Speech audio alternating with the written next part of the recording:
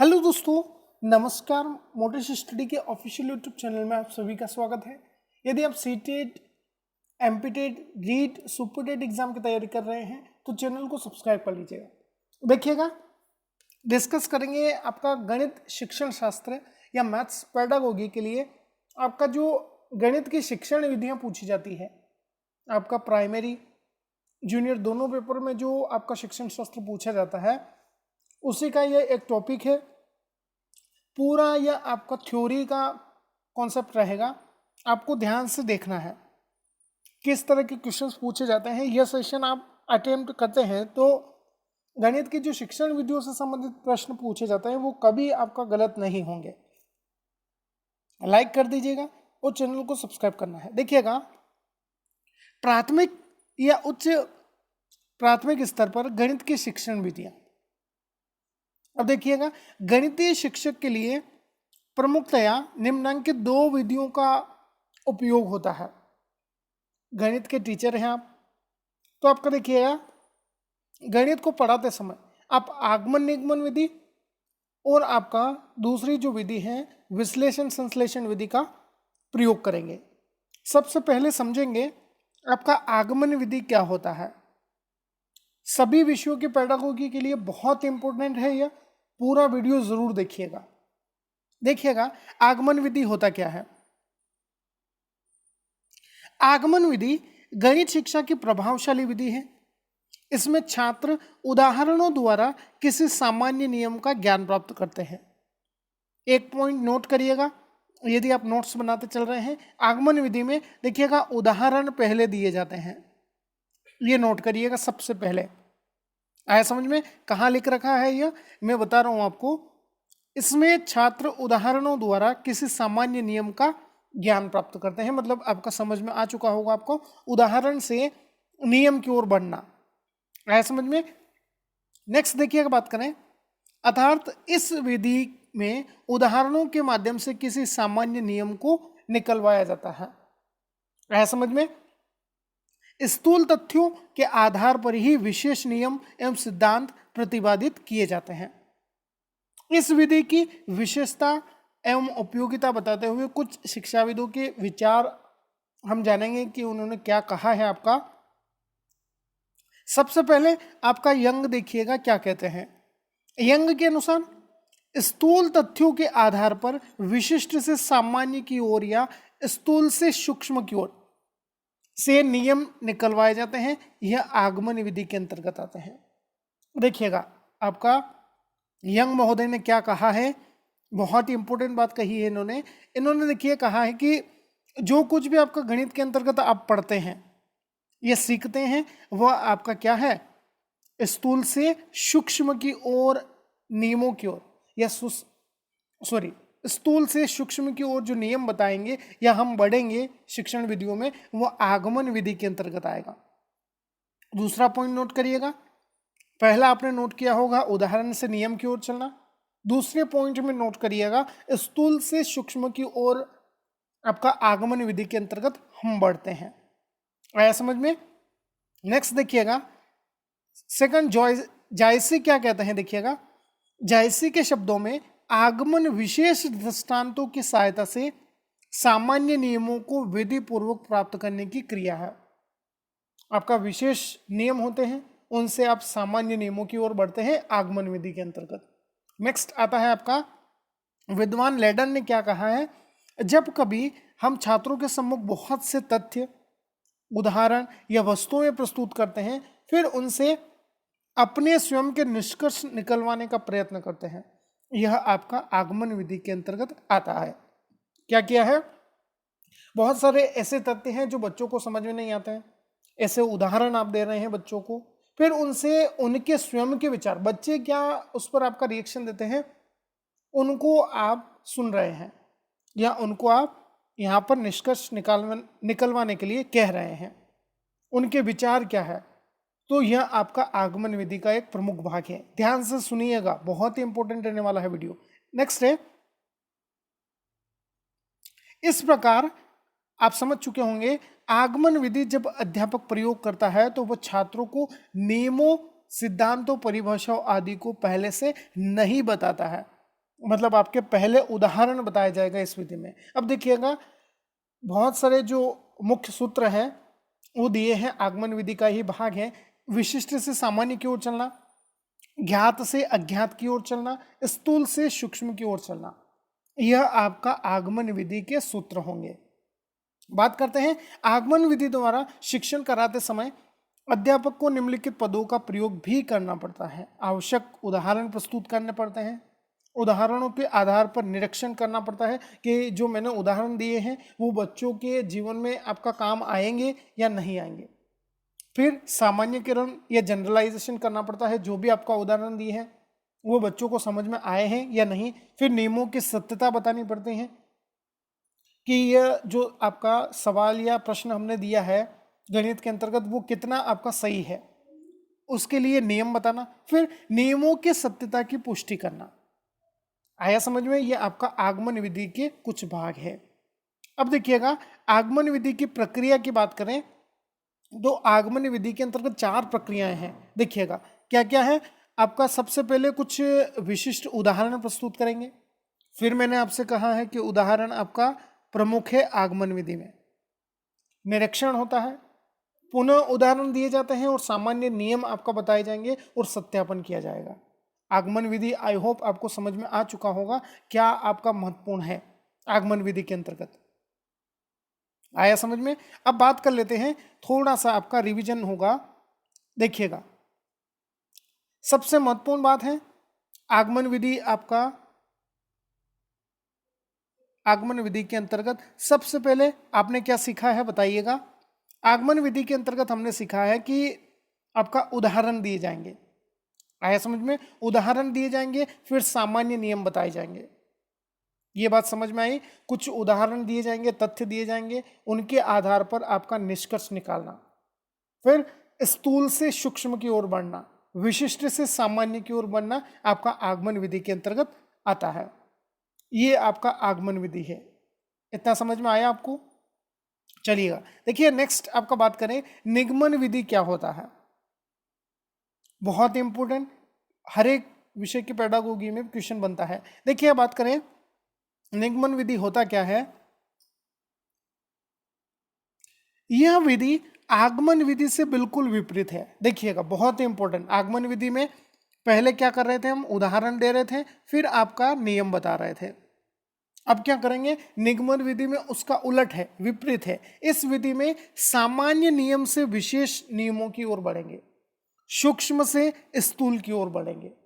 ध्यान से सुनिएगा, नोट करते जा रहे हैं तो बहुत अच्छी बात है। निगमन विधि में क्या हुआ है, सामान्य नियम से विशेष नियम की ओर बढ़ना, सूक्ष्म से स्थूल की ओर बढ़ना। जबकि आगमन विधि में क्या है, स्थूल से सूक्ष्म की ओर बढ़ रहे हैं। निगमन विधि में आपका आगमन विधि का विपरीत है, मतलब आपका उल्टा है। यहां पर क्या कर रहे हैं, स्थूल से सूक्ष्म की ओर बढ़ रहे हैं। अब बात आती है, इसका कोई अस्तित्व नहीं होता है, परंतु जब यह आगमन विधि के पश्चात प्रयोग में लाई जाती है तो इसका प्रयोग बहुत प्रभावशाली होता है। देखिए वास्तव में निगमन विधि का कोई प्रयोग नहीं है, आगमन विधि से ही आपका सभी विषयों को हम पढ़ा सकते हैं। उदाहरण देंगे, नियम देंगे तो स्वाभाविक रूप से बच्चा सीख जाता है। अब देखिएगा जब आगमन विधि की बात आती है तो निगमन विधि भी स्वाभाविक रूप से प्रयोग में आ ही जाती है। अब देखिए निगमन विधि में छात्रों को पूर्व में ही नियम बता दिया जाता है, इसके पश्चात उदाहरण प्रस्तुत किए जाते हैं। जैसे मैं आपसे कहूं कि आपको 2 और 2 जोड़ना है, 2 और 2 क्या करना है, जोड़ना है। तो पहले ही मैंने आपको नियम बता दिया है, तो आप क्या करेंगे, 2 और 2 को जोड़कर 4 उत्तर ले आएंगे। मतलब यह है कि पहले ही मैंने आपको नियम बता दिया है। यहां पर आइडिया समझ में? अब देखिएगा बात करें, अतः निगमन विधि द्वारा आगमन विधि के विपरीत जो भी गुण होंगे उनको बताया जाएगा। अध्यापक छात्रों के सम्मुख नियम या सिद्धांत प्रस्तुत कर उन्हें रटा देता है। बिल्कुल देखिएगा, रटने को बल देती है, या इनमें से कौन सी विधि, प्रश्न ऐसे आता है, इनमें से कौन सी विधि रटने पर बल देती है। आगमन विधि है, निगमन विधि है, संश्लेषण विधि है या विश्लेषण विधि है।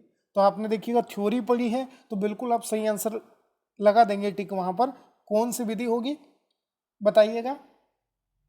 तो सही आंसर अपना हुआ है निगमन विधि। यह आपका रटने पर बल देती है। तत्पश्चात उदाहरण प्रस्तुत किए जाते हैं।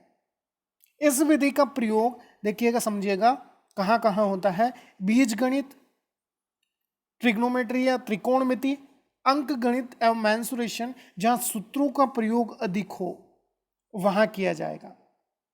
अब देखिएगा, इतनी बात समझ में आई। निगमन विधि के अंतर्गत आपको पता चल गया होगा कि यह आगमन विधि की उलट या विपरीत विधि है, जिसमें पहले नियम बताए जाएंगे, फिर आपका उदाहरण बताए जाएंगे। ऐसे में यह आपका रटने पर बल देती है। इतना समझ में आया आपको? 4 प्रमुख बातें हैं। और यह विधि आपका कहाँ कहाँ प्रयोग में आती है? तो ये बीजगणित, त्रिकोणमिति, अंक गणित, जहां आपका, और सॉरी, अंक गणित के बाद मेंसुरेशन, जहां पर आपका सूत्रों का अधिक प्रयोग हो। इतनी बात समझ में आई कहाँ कहाँ आपका प्रयोग में लाया जाता है इसको। अब बात करते हैं, कुछ विद्वान हैं जिन्होंने अलग अलग मत दिए हैं आपका निगमन विधि के अंतर्गत। अब देखिए लेडन क्या कहते हैं यहाँ पर, निगमन विधि द्वारा शिक्षण में पहले परिभाषा या नियम सिखाया जाता है, तत्पश्चात उसके अर्थ का सावधानी से स्पष्टीकरण किया जाता है, अंत में तथ्यों का प्रयोग करके पूर्णतया स्पष्ट किया जाएगा। आया समझ में? पहले आपका नियम बताए जाएंगे, उसके बाद आपका उसका विधि का या कुछ भी सवाल हो उसका स्पष्टीकरण देंगे। यह आपका लेडन महोदय कहते हैं। बात करें आपका एसके अग्रवाल का मत क्या है, देखिएगा क्या कहते हैं यह। इसमें शिक्षक छात्रों को पहले सामान्य सिद्धांत या नियम बता देता है, फिर एक एक उदाहरण लेकर उस नियम की सत्यता सिद्ध करता है। दूसरे शब्दों में कहें, सामान्य नियम को विशेष उदाहरणों में प्रयोग किया जाता है, अतः नियम की सत्यता की पुष्टि की जाती है। इसमें नियम का परीक्षण किया जाता है। अब देखिएगा बीडी भाटिया महोदय क्या कहते हैं, निगमन विधि एवं, या आपका कहें निगमन विधि में हम एक परिभाषा या सामान्य नियम या सूत्र को मान लेते हैं, उसे विशिष्ट उदाहरणों या परिस्थितियों में लागू करते हैं। इस प्रकार नियम यथार्थ तथ्यों की व्याख्या करना आपका एक साधन के रूप में कार्य माना जाएगा। ऐसा समझ में? देखिएगा, अब आप इतना समझ चुके होंगे कि निगमन विधि के अंतर्गत सबसे पहले आपका क्या प्रयोग में लाया जाता है। तो निगमन विधि के अंतर्गत आपका पहले नियम बताए जाते हैं, फिर आपका उदाहरण दिया जाता है। यह इस विधि का एक मुख्य बिंदु है, ध्यान रखिएगा, क्वेश्चन आपसे पूछा जाएगा और गलत नहीं होना चाहिए। बात करते हैं निगमन विधि के आपका कौन कौन से पद है जो प्रमुख है या जो हमें ध्यान रखना चाहिए। नियम तथा सिद्धांत का प्रस्तुतिकरण होता है। सर्वप्रथम अध्यापक छात्रों को नियम बता देता है, या नियम या कह सकते हैं सिद्धांत बता देता है। किस विधि में? निगमन विधि में। फिर सेकंड स्टेप आता है नियम सिद्धांत एवं उदाहरण देना। नियम बताने के बाद उनकी सत्यता को सिद्ध करना है, नियमों की सत्यता को, तो यह आपका उदाहरण प्रस्तुत करेंगे यहाँ पर। फिर आता है आपका निष्कर्ष निकालना कि जो भी नियम दिए हैं या उदाहरण दिए हैं वो आपका पूर्णतः सत्य है या नहीं। लास्ट टाइम आता है सत्यापन करना कि जो भी आपका निष्कर्ष या उदाहरण दिए हैं वो आपका कितना सत्य है, उनका परीक्षण यहाँ पर किया जाएगा। अब देखिएगा एक एग्जाम्पल में बता दूं आपको, जैसे कि एक कमरा आपका 20 मीटर लंबा तथा 10 मीटर चौड़ा है, कमरे का क्षेत्रफल हमें निकालना है। तो यहाँ पर क्या है, हम निगमन विधि का प्रयोग करेंगे। क्षेत्रफल का हमें सूत्र पता होना चाहिए। तो आयत का क्षेत्रफल लंबाई गुणित चौड़ाई, आपका सूत्र के अनुसार हम वैल्यू पुट कर देंगे 20 गुणित 10, तो आपका 200 वर्ग मीटर उत्तर आ जाएगा। तो ये निगमन विधि का प्रयोग होता है, जिसमें उदाहरणों से आपका उत्तर निकलेगा, जिसमें नियम प्रमुख होगा। आया समझ में? नियम पर बल देना निगमन विधि का प्रमुख आपका प्रकृति मानी जाती है। नेक्स्ट बात करें, अब देखिएगा नेक्स्ट जो विधि आती है वह आती है विश्लेषण विधि। विश्लेषण विधि सभी विषयों के अंतर्गत बार बार क्वेश्चन रिपीट होता है। सीटेट में तो हजारों बार क्वेश्चन रिपीट हुआ होगा। बात करेंगे विश्लेषण विधि क्या है आपका। विश्लेषण विधि में जटिल समस्या को सरल समस्या में विभक्त करते हैं। देखिएगा कोई भी समस्या है उसको आप सरल बना रहे हैं। इससे स्पष्ट है कि विश्लेषण विधि में किसी तथ्य या समस्या का छोटे छोटे टुकड़ों में विभाजन करना। आया समझ में? विश्लेषण विधि में आपका क्या किया जा रहा है, कोई भी आपका विधि है या कोई भी समस्या है उसको सरलतम रूप में प्रयोग में लाने के लिए छोटे छोटे टुकड़ों में बांट देना या समस्या को विभाजित कर देना। क्वेश्चन ऐसे बनता है, सीता दिए गए कार्य को छोटे छोटे खंडों में विभाजित कर अपना कार्य समझ लेती है या अपना कार्य पूर्ण कर लेती है। इनमें से कौन सी विधि का वह प्रयोग कर रही है? आगमन विधि है, निगमन विधि है, संश्लेषण विधि है या विश्लेषण विधि है? बताइएगा। तो अभी आपने यदि थ्योरी कंप्लीटली पढ़ी है, अच्छे ढंग से पॉइंट टू पॉइंट पढ़ा है, तो आप गलत नहीं करेंगे। अगर नहीं आता है तो बिल्कुल आप गलत करेंगे आंसर को। तो कौन यहाँ पर आपका सही विधि होगी? तो वह आपका विश्लेषण विधि का प्रयोग करती है। सीता ने कौन सी विधि का प्रयोग किया? विश्लेषण विधि का। अब देखिएगा यहाँ पर क्या कहा है हमसे, ये टुकड़े या खंड इस प्रकार किए जाते हैं कि उनको मिलाने पर वही विषय अपने स्वरूप में वापस आ जाता है। कोई भी समस्या आपने दी है उसको छोटे छोटे भागों में हम डिवाइड करेंगे या विभाजित करेंगे, उनके बाद यदि उन टुकड़ों या खंडों को वापस हम मिलाते हैं, उसी प्रक्रिया को पुनः दोहराएंगे, तो वह जो विषय था अपने असली स्वरूप में या वास्तविक स्वरूप में वापस आ जाएगा। आया समझ में? विश्लेषण विधि क्या है? दी गई समस्या को छोटे छोटे भागों में विभाजित करना विश्लेषण विधि कहलाता है। अब बात करें आपका, देखिएगा, अंकगणित, बीजगणित एवं रेखा गणित की समस्याओं का हल खोजने के लिए विश्लेषण विधि का प्रयोग किया जाता है। नोट करिएगा, अंकगणित, बीजगणित एवं रेखा गणित की समस्याओं को हल करने के लिए विश्लेषण विधि का प्रयोग किया जाता है। प्रश्न ऐसे बनता है गणित पेडागोगी के लिए या गणित शिक्षण शास्त्र के लिए कि इनमें से कौन सी विशेष शाखा के अंतर्गत आपका विश्लेषण विधि का प्रयोग किया जाएगा। तो आपको पता है अंकगणित, बीजगणित और रेखा गणित में प्रयोग होता है। इसके अलावा जो आपका एक या दो ऑप्शन उलट रहेंगे, 3 ऑप्शन उलट रहेंगे, तो आप यहां पर इजीली इसको सही कर पाएंगे। अब देखिएगा यहां पर कुछ महत्वपूर्ण बिंदु दिए हैं, उन पर आपका बात करते हैं। देखिएगा, एम के मंगल का विचार बहुत ही महत्वपूर्ण है, क्वेश्चन बन सकता है। विश्लेषण विधि की निम्नलिखित परिभाषा इन्होंने दी है आपका। विश्लेषण विधि को आपका कह सकते हैं कि इसमें हर किसी भी समस्या को या हर एक छोटी समस्या को आपका छोटे छोटे भागों में विभक्त कर दिया जाता है और हम यहाँ पर अज्ञात रहस्य को खोजते खोजते ज्ञात तक पहुँच जाते हैं। मतलब आपका अज्ञात से ज्ञात की ओर बढ़ना आपका विश्लेषण विधि का प्रमुख बिंदु मानेंगे। आया समझ में? छोटे छोटे टुकड़ों में विभाजित करना समस्या को और आपका आगे बढ़ना। आया समझ में? विश्लेषण विधि आई होप आपको समझ में आ चुका होगा। नेक्स्ट बात करें आपका संश्लेषण विधि क्या है। इससे पहले विश्लेषण विधि के आपका पद समझ लीजिए। अज्ञात से ज्ञात की ओर, जैसा मैंने अभी आपको बताया, निष्कर्ष से आपका अनुमान की ओर बढ़ते हैं। निष्कर्ष लगाया जाता है, क्या यह आपका सही निकलेगा उत्तर या नहीं, इसका अनुमान लगाया जाता है या रिजल्ट पर हम पहुंचते हैं। बात करते हैं संश्लेषण विधि क्या है। आगमन, निगमन, विश्लेषण समझ में आया। नेक्स्ट जो विधि आती है आपका संश्लेषण विधि। संश्लेषण विधि विश्लेषण विधि की पूर्णतया विपरीत विधि है। इस विधि में हम ज्ञात से अज्ञात की ओर बढ़ते हैं, अर्थात खंडों में प्राप्त ज्ञान को जब जोड़कर समझाया जाता है तो यह संश्लेषण विधि के अंतर्गत आपका कार्य करेगा। जैसे रेखागणित में थ्योरम्स या प्रमेयों को हल आपका संश्लेषण विधि के माध्यम से ही पूर्ण होगा। बहुत ही इंपॉर्टेंट आपका एक थॉट यहाँ पर है जो कि एग्जाम में पूछा जाता है, जो कि युंग महोदय से संबंधित है। सूखी घास से तिनका निकाला जाता है, परंतु विश्लेषण में स्वयं तिनका घास से बाहर निकलना चाहता है। अब देखिएगा, संश्लेषण विधि आपको समझ में आ चुका होगा। क्या यहाँ पर महत्वपूर्ण है? ज्ञात से अज्ञात की ओर चलना, और जो विभिन्न हमने आपका खंड किए थे या जो टुकड़ों में हमने विभाजित किया था समस्या को, उसको आप क्या कर रहे हैं? वापस से मिला रहे हैं, उनको जोड़ रहे हैं और समझ रहे हैं। यह संश्लेषण विधि आपका कहलाता है।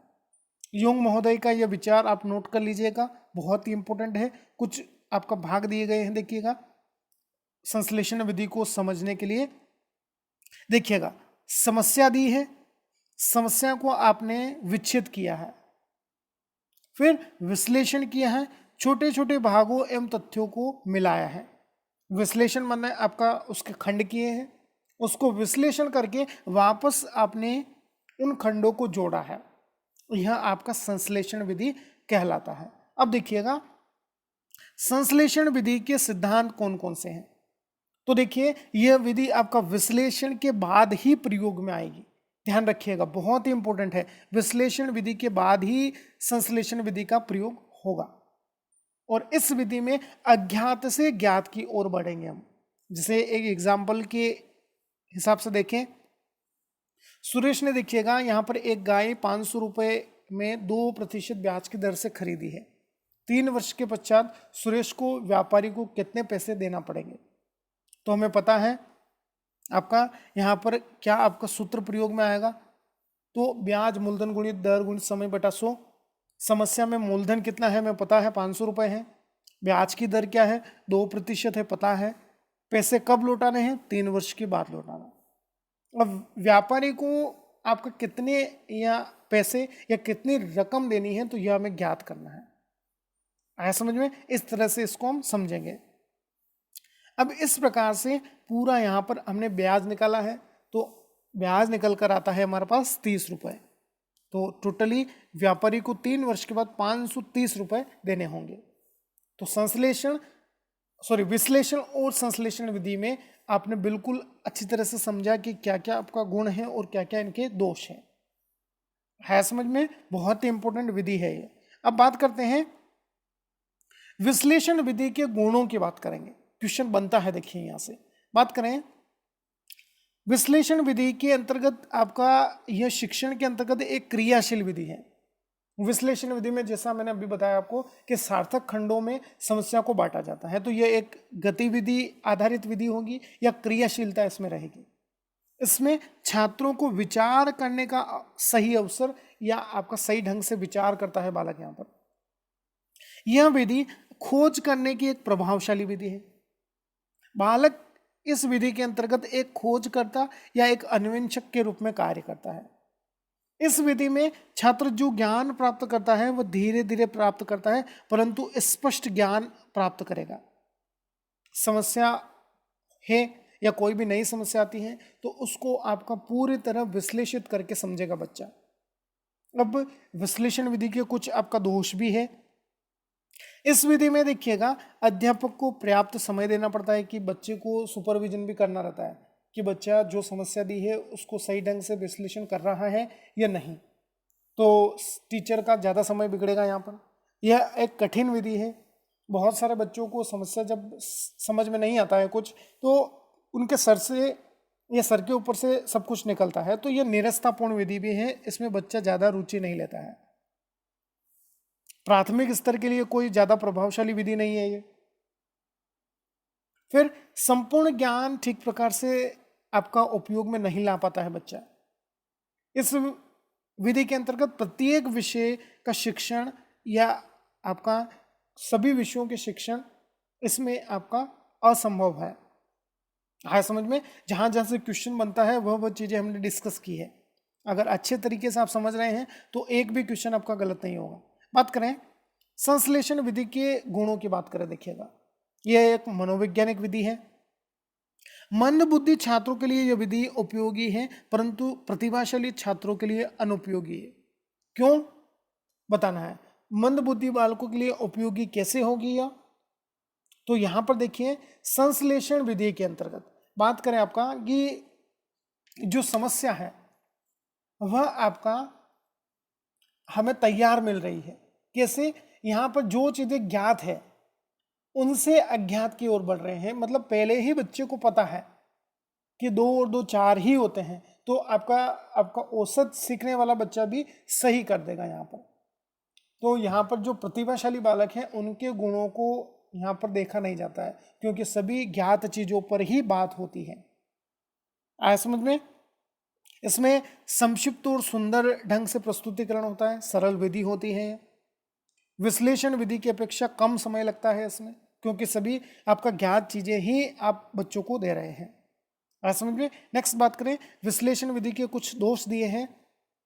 इसमें देखिएगा स्वयं छात्र प्रयास नहीं करता है, बिल्कुल जैसा कि मैं बता रहा हूँ आपको कि 2 और 5 आपका 7 है, तो मैंने पहले ही बच्चों को बता दिया है कि 2 और 5 7 है। जब भी मैं बच्चों से पूछूंगा कि 2 और 5 कितना होता है, तो बच्चा इजीली बता देगा कि आपका कि गुरुजी 7 होते हैं।